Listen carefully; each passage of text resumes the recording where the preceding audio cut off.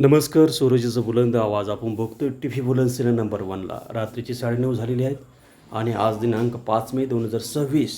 पुन्हा प्रत्यक्षात चौथा पुरावा.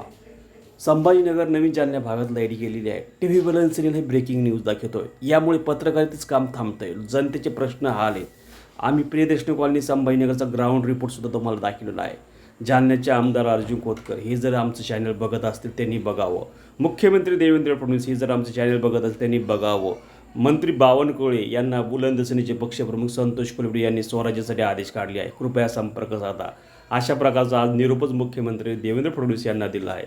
शिवसेनेचे नेते अर्जुन खोतकर यांचे चिरंजीव अभिमन्यू खोतकर यांनी आज दुपारी संवाद साधला. ते म्हणले की जालन्याच्या महावितरणच्या मुख्य अभियंत्याची बदली केलीच पाहिजे.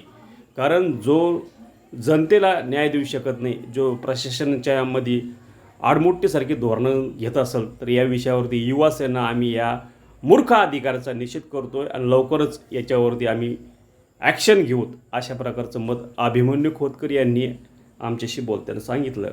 पण बुलंद सेना आपल्या स्टाईलनेच त्याला आता उत्तर देणार आहे.